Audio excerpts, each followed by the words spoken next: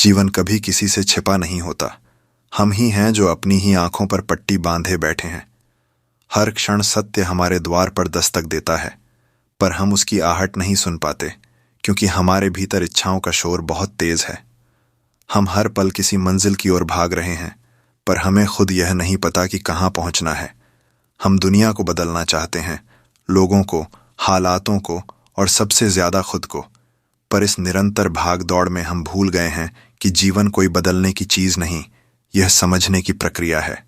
समझ तब आती है जब मन शांत होता है, और मन तब शांत होता है जब हम स्वीकार करना सीखते हैं। स्वीकार का अर्थ है जो है, उसे वैसे ही होने देना, बिना विरोध, बिना निर्णय, बिना किसी चाह के। यह सुनने में बहुत साधारण लगता है, पर यही सबसे कठिन साधना है, क्योंकि हमारा मन विरोध से बना है। मन की हर परत में एक अस्वीकार छिपा है। यह ऐसा नहीं होना चाहिए था, यह गलत है, इसे बदलना चाहिए। जब तक यह अस्वीकार भीतर है, तब तक जीवन की हर लहर हमारे विरुद्ध बहती रहेगी। अहंकार भी उसी अस्वीकार से जन्म लेता है। लोग सोचते हैं अहंकार केवल मैं श्रेष्ठ हूं तक सीमित है, पर अहंकार यह भी कहता है मुझे पता है क्या होना चाहिए। यहां तक कि जब कोई कहता है मैं अच्छा इंसान हूं, तब भी उसमें एक सूक्ष्म अहंकार छिपा होता है, क्योंकि अच्छा और बुरा का भेद भी अहंकार की दृष्टि से ही आता है। जीवन में जो कुछ भी घट रहा है, वह न अच्छा है न बुरा, वह बस है। जब तुम यह देख लेते हो कि हर अनुभव, हर घटना, हर भावना अपने स्थान पर पूर्ण है, तब भीतर एक गहरी सहजता उतरती है। तब समझ आता है कि सारा संघर्ष व्यर्थ था।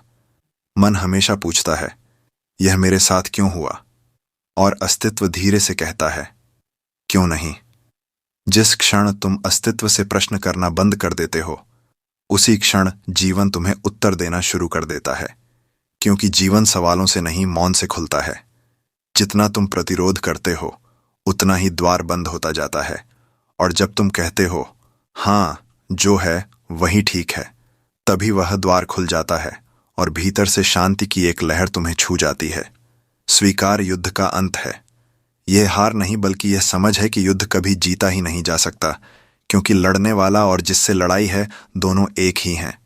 तुम स्वयं अपने विरोधी हो। जैसे ही यह दिखने लगता है, भीतर कुछ ढहता है। वह दीवार जो तुम्हें तुमसे अलग करती थी गिर जाती है, और वहां से एक नया जीवन शुरू होता है। वह जीवन जहां तुम चीजों को बदलने की कोशिश नहीं करते, बल्कि उन्हें देखना सीखते हो। देखना ही ध्यान है। जब तुम बिना निर्णय के देखते हो, तब देखने वाला और देखा जाने वाला एक हो जाते हैं। वह एकता ही ध्यान की अवस्था है। वह मौन, वह स्थिरता, वह शांत जल की गहराई, वहीं से आत्मा का गीत शुरू होता है। उस क्षण तुम्हारे भीतर कुछ नया जन्म लेता है। अब तुम्हें कुछ पाने की चाह नहीं रहती। तुम बस जो है उसमें डूब जाते हो, और वहीं से समर्पण की सुगंध उठती है। समर्पण कोई कर्म नहीं, यह कोई निर्णय नहीं, यह तो एक घटना है। जब भीतर का प्रतिरोध मिटता है, तो समर्पण अपने आप घटता है। यह ऐसा है जैसे बरसात के बादल खुद बिखर जाते हैं। तुम कुछ करते नहीं, बस देखते हो, और देखना ही समर्पण बन जाता है। समर्पण में कोई झुकता नहीं, क्योंकि झुकने वाला भी वहां नहीं रहता। वहां केवल मौन बचता है, केवल अस्तित्व की धड़कन। वहीं प्रेम जन्म लेता है, वहीं शांति का स्रोत है। जो समर्पित होता है, वह अब निर्णय नहीं करता।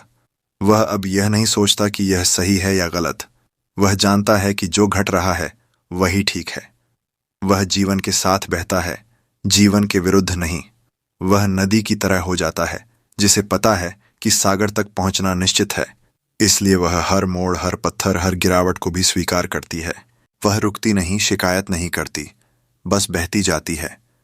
जब तुम यह सीख लेते हो कि जीवन की दिशा तुम्हारे हाथ में नहीं है, तभी पहली बार तुम विश्राम करते हो। तब तुम्हें कुछ सिद्ध करने की जरूरत नहीं रहती। फिर तुम किसी से तुलना नहीं करते, क्योंकि तुलना वहीं होती है जहां अहंकार है। स्वीकार में न कोई तुलना है, न कोई दौड़, न कोई मंजिल। बस हर क्षण एक नया फूल खिलता है, और तुम मुस्कुरा देते हो।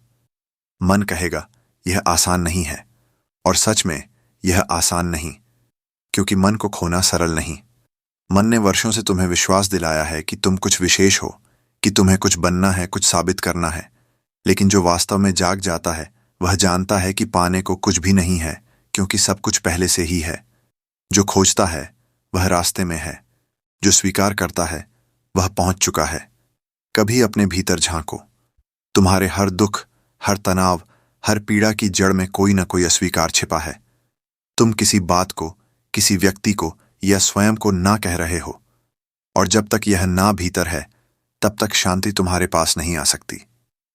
शांति तब आती है जब तुम भीतर से हाँ कहते हो। यह हाँ किसी बात के लिए नहीं, यह हाँ जीवन के लिए है, अस्तित्व के लिए है। जब यह हाँ भीतर से निकलती है तो सारी सीमाएं टूट जाती हैं।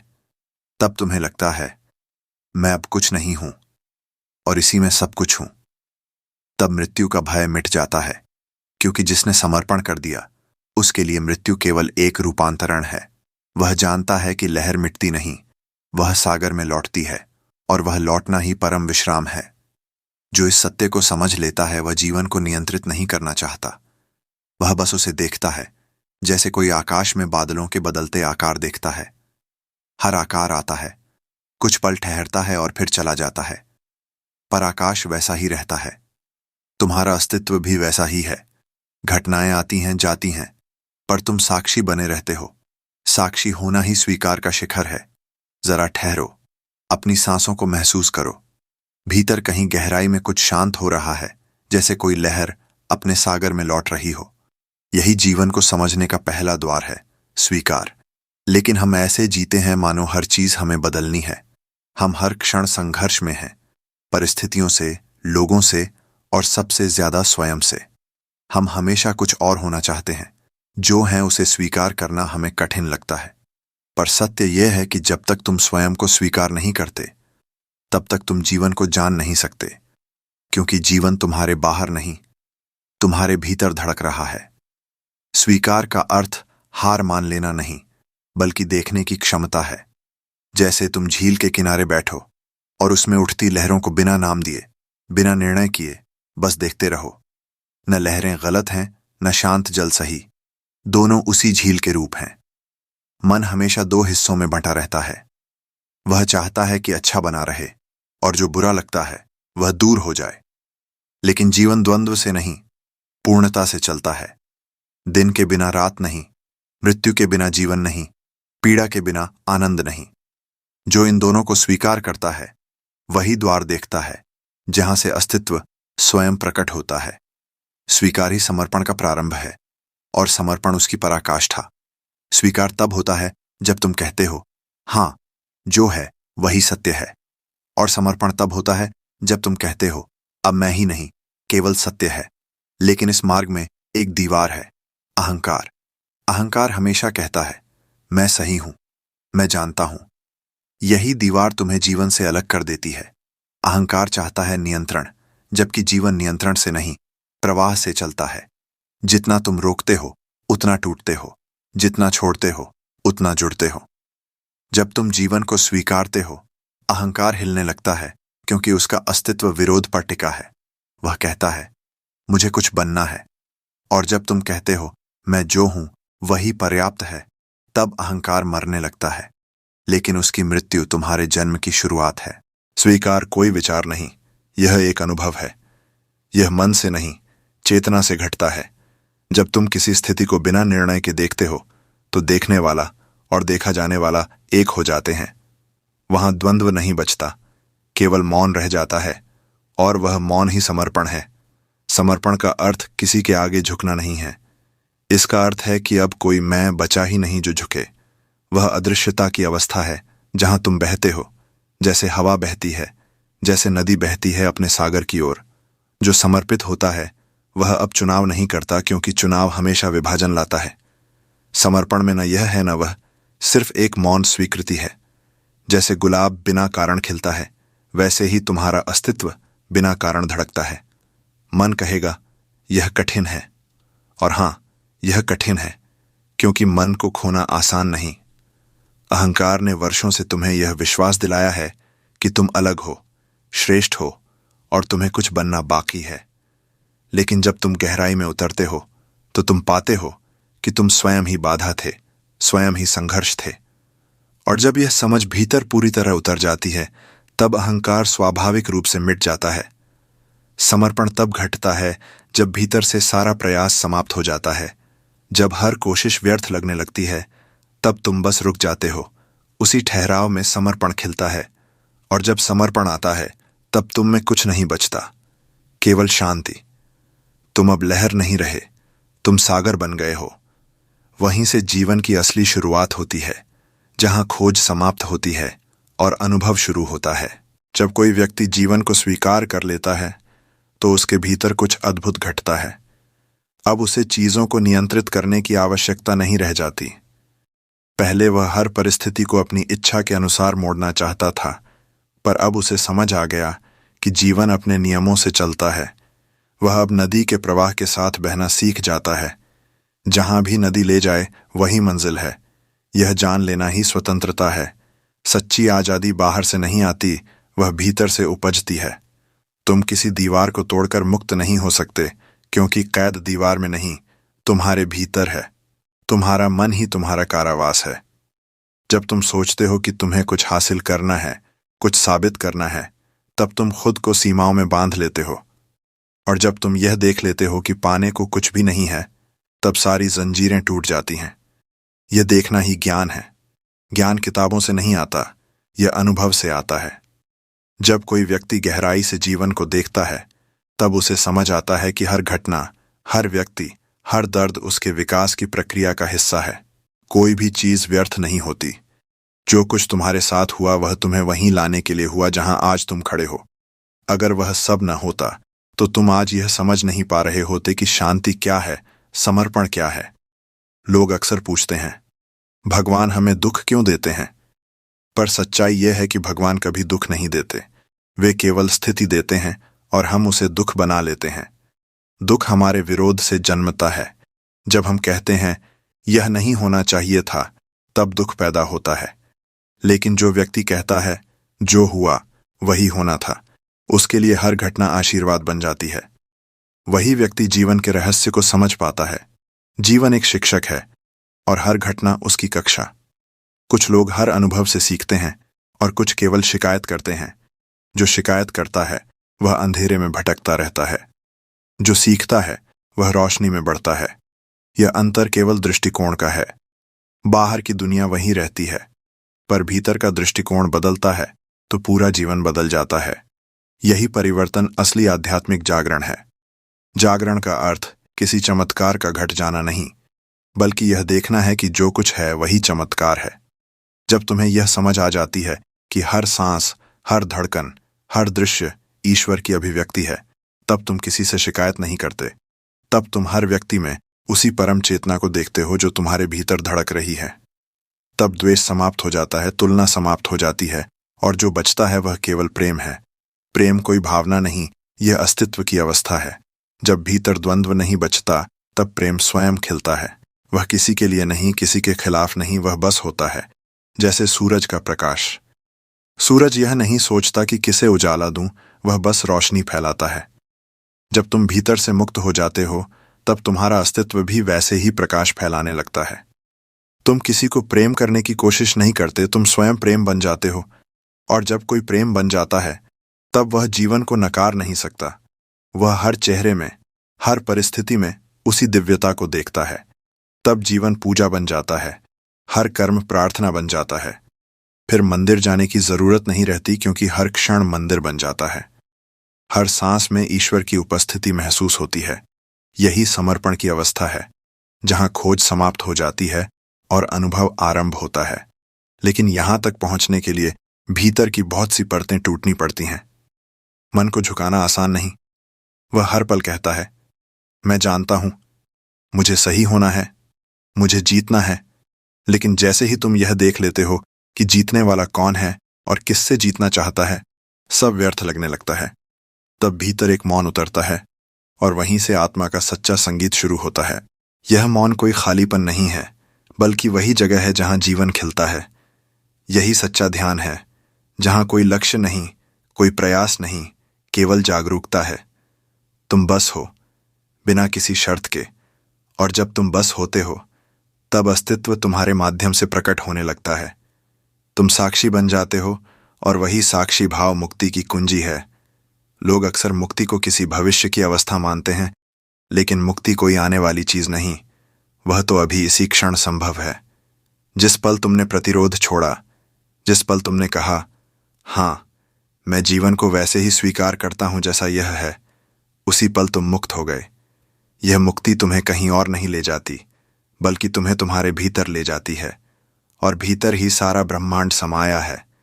तुम्हारे भीतर ही वह गहराई है जहां से सब कुछ जन्म लेता है, प्रेम, करुणा, आनंद, शांति। लेकिन हम बाहर खोजते रहते हैं। हम सोचते हैं कोई व्यक्ति, कोई स्थिति, कोई उपलब्धि हमें पूर्ण बनाएगी, पर जब वह सब मिल जाता है फिर भी भीतर खालीपन बना रहता है। तब धीरे धीरे समझ आता है कि जिसकी खोज बाहर कर रहे थे वह तो भीतर ही था। यह समझ आना ही जीवन का सबसे बड़ा उपहार है। उस क्षण व्यक्ति भीतर से मुस्कुराता है। उसे पता चल जाता है कि जीवन में कुछ भी व्यर्थ नहीं था। हर पीड़ा, हर असफलता, हर खोना, सब उसी जागरण की दिशा में एक कदम था। तब वह किसी बात का पछतावा नहीं करता, क्योंकि उसे पता है कि हर अनुभव ने उसे करीब लाया है उस सत्य के जो हमेशा से उसके भीतर था।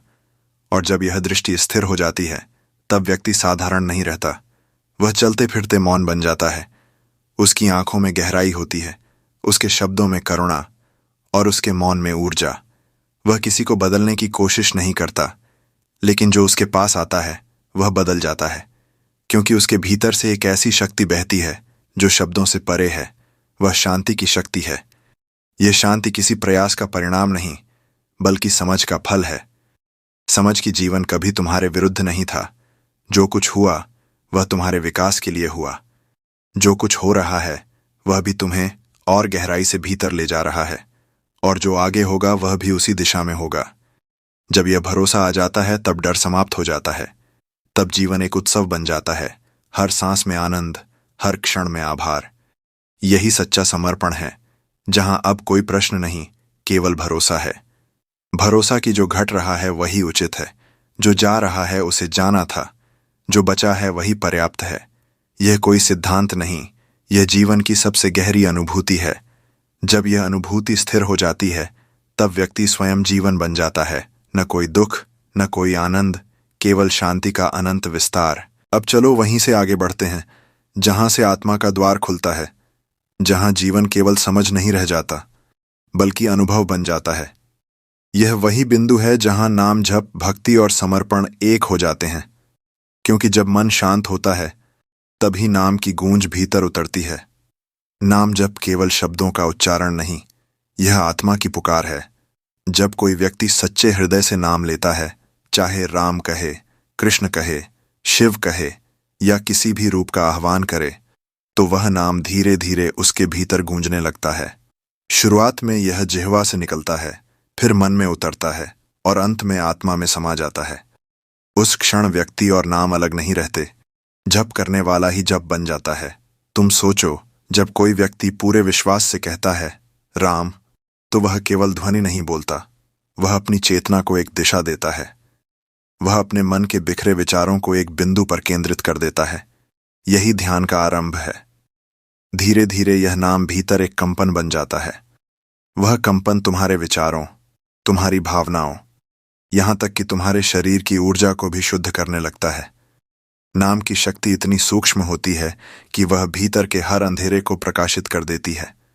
तुम जितना उसे दोहराते हो, उतना वह तुम्हारे भीतर की गहराई में उतरता जाता है। धीरे धीरे मन की परतें खुलने लगती हैं। जो वर्षों से जमा हुआ क्रोध, भय, असुरक्षा, पश्चाताप था, वह सब पिघलने लगता है। और जब यह पिघलाव होता है, तब भीतर जगह बनती है, वही जगह जहां परमात्मा का प्रकाश उतर सकता है।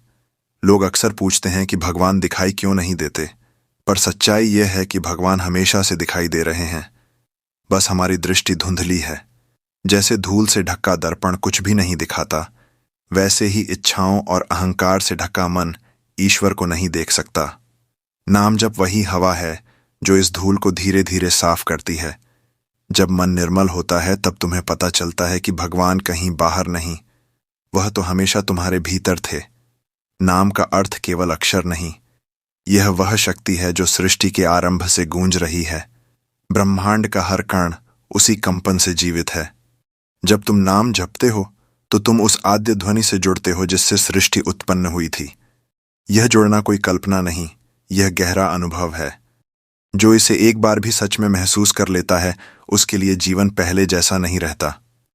नाम जप की सबसे बड़ी खूबसूरती यह है कि यह किसी धर्म, पंथ या नियम में नहीं बंधा। इसे कोई भी, कभी भी, कहीं भी कर सकता है।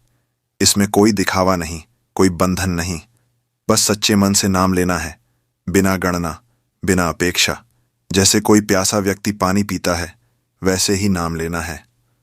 तब यह नाम तुम्हारे भीतर से तुम्हें बदलने लगता है। शुरुआत में तुम बोलते हो, पर एक समय ऐसा आता है जब नाम स्वयं बोलने लगता है। तुम किसी और काम में होते हो, पर भीतर लगातार वही ध्वनि चलती रहती है, जैसे किसी गहराई में कोई मधुर नाद गूंज रहा हो। यही अखंड जप की अवस्था है। इस अवस्था में व्यक्ति बाहर से सामान्य लगता है, पर भीतर वह सागर जैसा शांत होता है। उसे किसी बात का भय नहीं रहता, कोई चिंता नहीं सताती, क्योंकि अब वह जान चुका है कि जो नाम उसके भीतर है, वही उसका रक्षक है, वही उसका साक्षी है। नाम जप केवल मन को शांत नहीं करता, वह उसे रूपांतरित करता है। धीरे धीरे तुम्हारा दृष्टिकोण बदलने लगता है। अब तुम दुनिया को पहले की तरह नहीं देखते। जहां पहले शिकायत थी, अब कृतज्ञता है। जहां पहले डर था, अब भरोसा है। जहां पहले खालीपन था, अब प्रेम है। नाम तुम्हें भीतर से उस ऊर्जा से भर देता है जो तुम्हें किसी परिस्थिति में टूटने नहीं देती। जब यह अनुभव स्थिर हो जाता है, तब तुम्हारा जीवन भक्ति में बदल जाता है।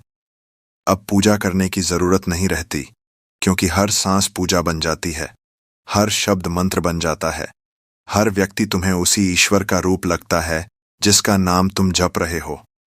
तब तुम्हारा व्यवहार बदल जाता है। तुम अब दूसरों को दोष नहीं देते, क्योंकि तुम जानते हो कि सब कुछ उसी की लीला है। लीला, यह समझ जब गहराई से उतरती है, तो भीतर एक अद्भुत सहजता आ जाती है।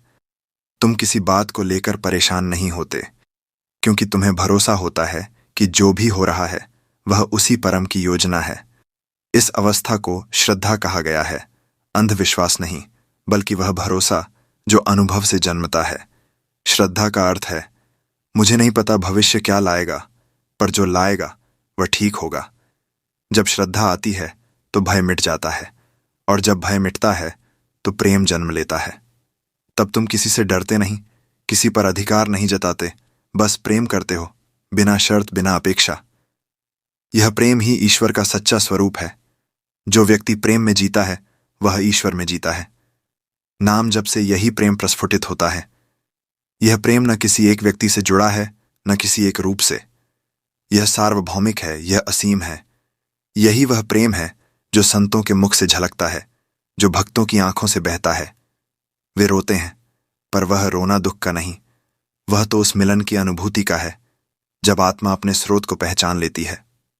तुम सोचो, जब कोई व्यक्ति राम नाम में पूरी तरह डूब जाता है, तब वह अलग नहीं रहता। उसकी हर सांस में राम होता है। तब वह जो भी देखता है, उसमें वही ईश्वर दिखाई देता है। उसे लगता है कि यह सारा जगत उसी नाम की लय पर नाच रहा है। तब न कोई द्वेष रह जाता है, न कोई तुलना, न कोई भय। बस एक अदृश्य शांति होती है, एक मधुर मौन जिसमें सब कुछ विलीन हो जाता है। नाम जप की यही अवस्था मोक्ष का द्वार खोलती है।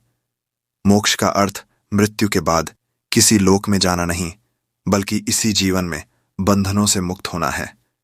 जब तुम्हारा मन अब किसी भी घटना से नहीं डोलता, जब तुम हर परिस्थिति में शांत रह सकते हो, जब तुम अपने भीतर नाम की गूंज को लगातार सुन सकते हो, तब समझो कि तुम्हारा जन्म सार्थक हो गया। और यह सब किसी साधु या सन्यासी तक सीमित नहीं है। कोई भी व्यक्ति जो सच्चे हृदय से नाम लेता है, वही अनुभव पा सकता है। यह किसी स्थान, जाति या समय पर निर्भर नहीं। बस एक शर्त है, सच्चाई। जब नाम तुम्हारे होठों से नहीं, बल्कि हृदय से निकले, तभी वह जादू करता है। तभी वह तुम्हें तुम्हारे भीतर के ईश्वर से मिला देता है। और जब यह मिलन होता है, तब व्यक्ति के जीवन में केवल एक ही बात बचती है, कृतज्ञता। तब वह हर सुबह, हर शाम, हर क्षण उसी नाम को धन्यवाद देता है जिसने उसे जीवन का अर्थ सिखाया। तब उसे किसी सिद्ध, किसी उपलब्धि की जरूरत नहीं रहती, क्योंकि वह जान चुका है कि सबसे बड़ी सिद्धि यही है, नाम में खो जाना और उसी में खुद को पा लेना। जो इस अवस्था को छू लेता है, उसके चेहरे पर एक अलग ही चमक होती है। वह कुछ बोलता नहीं, पर उसकी उपस्थिति बोलती है। वह कुछ सिखाता नहीं, पर उसके आसपास रहने से लोग बदल जाते हैं, क्योंकि वह अब नाम का जीवित रूप होता है, चलता फिरता मंत्र, सांस लेता हुआ भजन। यही वह अवस्था है जहां नाम जप, भक्ति और ज्ञान ऑल एक हो जाते हैं।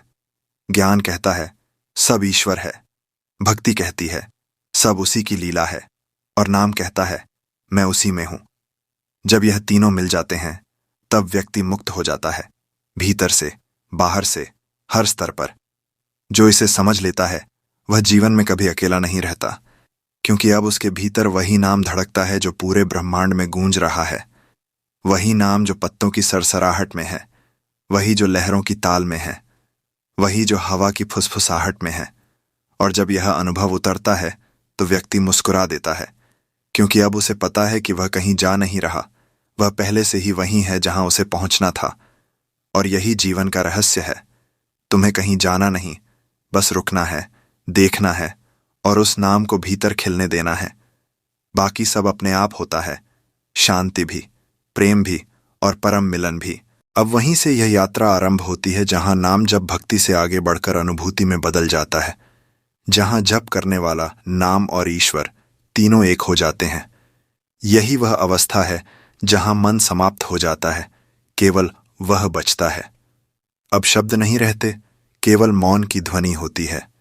यह मौन ही परमनाद है, वही जो ब्रह्मांड की शुरुआत में गूंजा था और अब तुम्हारे भीतर उसी रूप में प्रतिध्वनित हो रहा है। जब कोई साधक इस अवस्था में प्रवेश करता है तब उसे लगता है जैसे पूरा अस्तित्व उसके भीतर समा गया है। पेड़, नदी, आकाश, हवा, सब कुछ उसी नाम का रूप है। वह जहां भी देखता है वही एक चेतना दिखाई देती है। अब उसे यह अनुभव नहीं होता कि मैं और ईश्वर अलग हैं। यह भेद मिट जाता है। यह मिटना मृत्यु नहीं बल्कि पुनर्जन्म है, आत्मा का सच्चा जन्म। अब वह व्यक्ति किसी नाम का उच्चारण नहीं करता, क्योंकि नाम अब उसका अस्तित्व बन चुका है। उसकी हर सांस, हर धड़कन राम, शिव, हरे कृष्ण या जो भी नाम उसने साधा था उसी में धड़कती है। यह जप अब प्रयास नहीं, स्वभाव बन जाता है। जैसे दिल अपने आप धड़कता है वैसे ही उसके भीतर नाम अपने आप चलता है। यही सहज समाधि की अवस्था है। इस अवस्था में व्यक्ति को कोई अलग अनुभव नहीं चाहिए। अब उसे दिव्य दर्शन की लालसा नहीं रहती, क्योंकि उसे पता चल चुका है कि ईश्वर को देखने का अर्थ है सब कुछ को उसी रूप में स्वीकारना। जब उसकी दृष्टि पूरी तरह निर्मल हो जाती है तब वह जान लेता है कि ईश्वर कहीं दूर नहीं बल्कि हर कण में व्याप्त है। वह जो पहले खोज रहा था अब देख रहा है। खोज हमेशा भविष्य में होती है, देखना हमेशा वर्तमान में। और जब कोई व्यक्ति पूरी तरह वर्तमान में ठहर जाता है तो वहां समय समाप्त हो जाता है, वह क्षण ही अनंत बन जाता है। यही मोक्ष है, वही स्थिति जहां अब और हमेशा एक हो जाते हैं। तुम सोचो कितना अद्भुत है यह रहस्य। जिस नाम को तुमने साधना समझा था वही तुम्हें साक्षात ब्रह्म से मिला देता है। यही कारण है कि सभी संतों ने कहा, राम नाम जपते रहो, वही नाव है जो पार लगाएगी। यह नाव कोई कल्पना नहीं, यह चेतना का माध्यम है। जब तुम नाम में डूबते हो तो तुम्हारी सीमित पहचान खुल जाती है। जो मैं कहता था वह बन जाता है। तब यह नहीं रहता कि मैं भगवान को पुकार रहा हूं, बल्कि यह अनुभव होता है कि भगवान मेरे माध्यम से स्वयं को पुकार रहे हैं। यह अनुभव इतना गहरा होता है कि शब्द वहां पहुंच नहीं सकते। इसे केवल महसूस किया जा सकता है। जब यह घटता है तो व्यक्ति की दृष्टि बदल जाती है। अब उसे हर चेहरा, हर परिस्थिति, हर अनुभव एक ही चेतना के रूप में दिखता है। उसके भीतर किसी के प्रति नफरत नहीं रहती, न किसी के प्रति मोह। अब केवल करुणा होती है, ऐसी करुणा जो बिना बोले सबको छू जाती है। यह करुणा कोई भावना नहीं, यह आत्मा की गहराई से बहने वाला प्रेम है। वह व्यक्ति अब किसी का न्याय नहीं करता, क्योंकि वह देख चुका है कि हर आत्मा अपने मार्ग पर चल रही है। कोई आगे है, कोई पीछे, पर सब उसी दिशा में जा रहे हैं। जो यह देख लेता है वह कभी किसी को बदलने की कोशिश नहीं करता। वह केवल प्रकाश देता है। उसकी उपस्थिति ही उपदेश बन जाती है। अब वह बोलता है तो उसके शब्दों में शक्ति होती है। उसकी आंखों में सन्नाटा होता है, पर वही सन्नाटा जीवन से भरा होता है। जब कोई उसे देखता है तो उसे अपने भीतर कुछ हिलता हुआ महसूस होता है। ऐसा लगता है जैसे किसी ने भीतर कोई द्वार खोल दिया हो। यही सच्ची संतता है जो अपने मौन से दूसरों को जगाती है। जब नाम जप इस गहराई में पहुंचता है, तब व्यक्ति को समझ आता है कि संसार कोई अलग वस्तु नहीं, यह सब उसी परम चेतना की लीला है। तब जीवन नकार का नहीं, स्वीकार का बन जाता है। अब जो भी होता है वह पूर्ण लगता है। दुख आता है तो वह भी प्रसाद की तरह स्वीकार होता है। आनंद आता है तो उसके लिए भी आभार होता है। यही संभाव है गीता का वह गूढ़ रहस्य, जहां कहा गया है, सुख दुख लाभ हानि जय पराजय सब में समान रहो। जो इस स्थिति को पा लेता है वह संसार में रहते हुए भी संसार से मुक्त होता है। वह व्यापार करता है, परिवार संभालता है, बातें करता है, पर भीतर से उसका संबंध केवल ईश्वर से होता है। जैसे कमल का फूल जल में रहकर भी उससे अछूता रहता है, वैसे ही वह व्यक्ति जीवन के हर रंग में भी निर्मल बना रहता है। यही सच्चा योग है। अब उसके लिए हर क्षण ध्यान बन जाता है। वह चलता है तो ध्यान में, खाता है तो ध्यान में, सोता है तो भी ध्यान में। उसका जीवन ही ध्यान बन जाता है। अब उसके भीतर कोई विभाजन नहीं बचा, न भक्ति और कर्म में, न ध्यान और प्रेम में। सब एक हो चुके हैं। यही एकत्व की अवस्था है, वही जहां उपनिषद कहते हैं, अहम ब्रह्मास्मि, मैं ही वह हूं। यह जानना कोई घमंड नहीं, यह सबसे बड़ी विनम्रता है। क्योंकि जब कोई सच में देख लेता है कि सब कुछ वही है, तब मैं का कोई अर्थ नहीं रह जाता। तब व्यक्ति हर किसी के सामने झुक जाता है, क्योंकि उसे हर जगह उसी परमात्मा का रूप दिखता है। तब उसकी आंखों से जो आंसू बहते हैं वे किसी दुख के नहीं होते, वे कृतज्ञता के होते हैं। कृतज्ञता इस बात की कि जीवन ने उसे यह अनुभव दिया, यह दृष्टि दी। यहीं से उसके भीतर एक और परिवर्तन होता है। वह अब किसी परिणाम की चिंता नहीं करता। अब वह केवल कर्म करता है, बिना किसी फल की इच्छा के, क्योंकि उसे पता है कि जो कुछ वह करता है वह उसी परम चेतना के माध्यम से हो रहा है। अब कर्ता का भाव समाप्त हो जाता है, और जब कर्ता नहीं तब बंधन नहीं। यही कर्मयोग का सार है, काम करते हुए भी निष्काम रहना। जब यह स्थिति स्थिर हो जाती है, तब व्यक्ति को मृत्यु से भी भय नहीं रहता। उसे पता है कि मृत्यु केवल शरीर का परिवर्तन है, आत्मा का नहीं। जैसे नदी सागर में मिल जाती है, वैसे ही वह जानता है कि एक दिन यह देह भी उसी चेतना में विलीन हो जाएगी, और उस विलय में कोई भय नहीं, केवल शांति है, गहरी, अविचल, अनंत शांति। अब उसके लिए हर क्षण ईश्वर की उपस्थिति है। सूर्योदय में वह उसे देखता है, रात के सन्नाटे में उसे महसूस करता है, और अपनी हर सांस में उसे सुनता है। यही नाम स्मरण की चरम अवस्था है, जहां नाम अब अलग नहीं बल्कि स्वयं जीवन बन जाता है।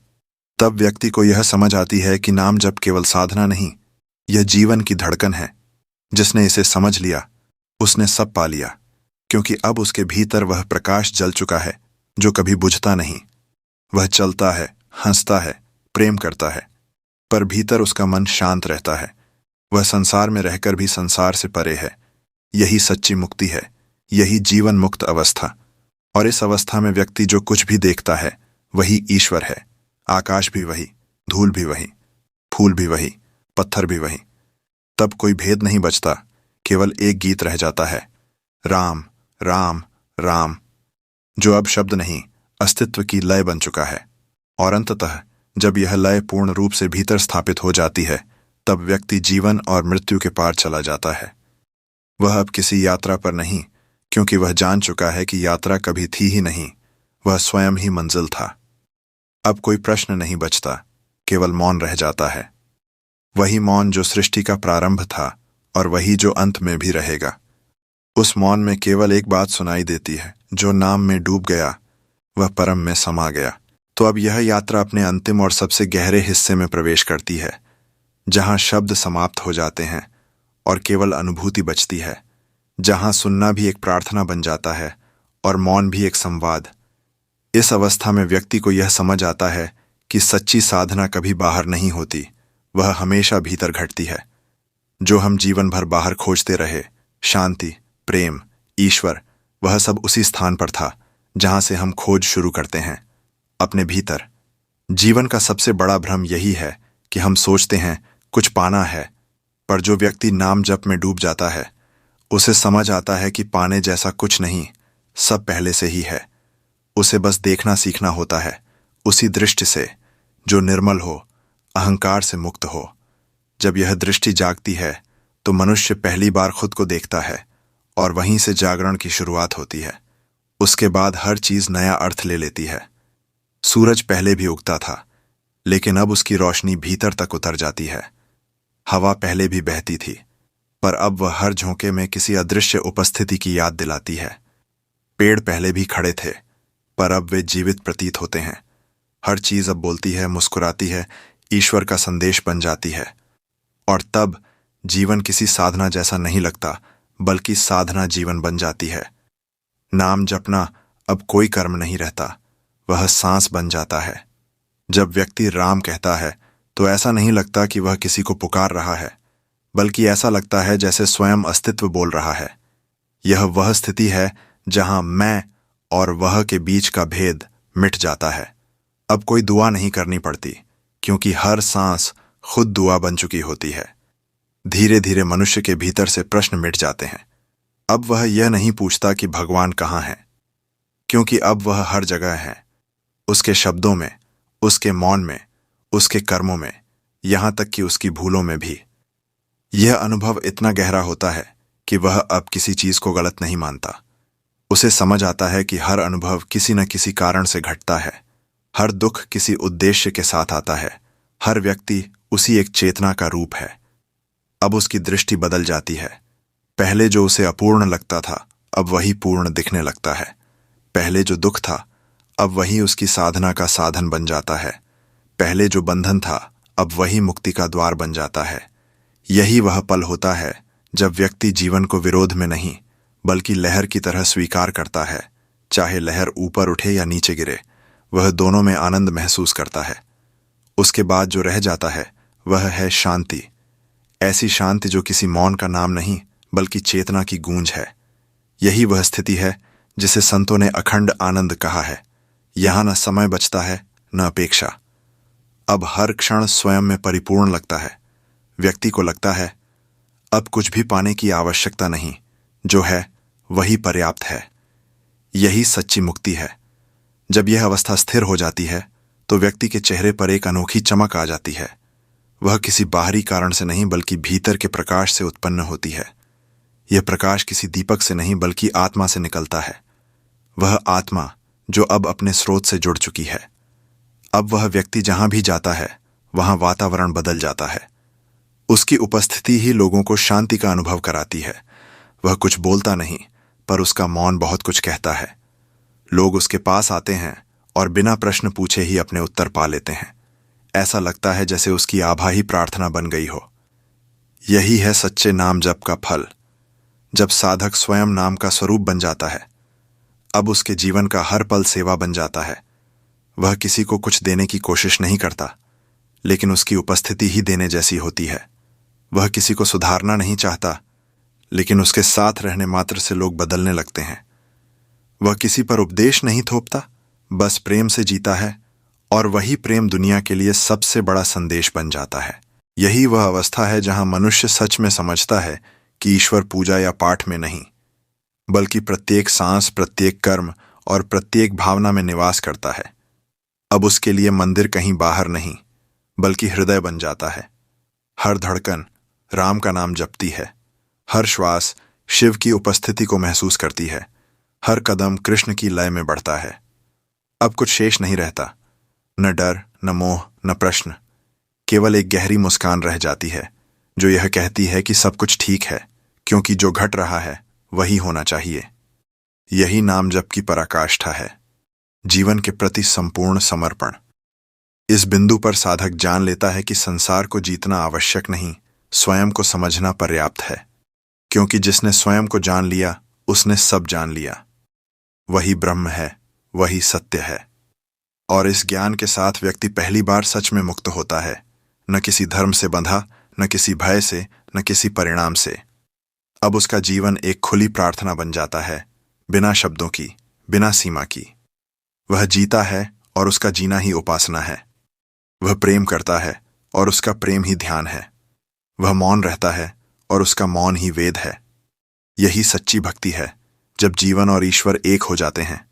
और अंत में जब देह अपनी अंतिम सांस लेती है, तब भी नाम चलता रहता है, क्योंकि नाम देह से नहीं आत्मा से जुड़ा होता है।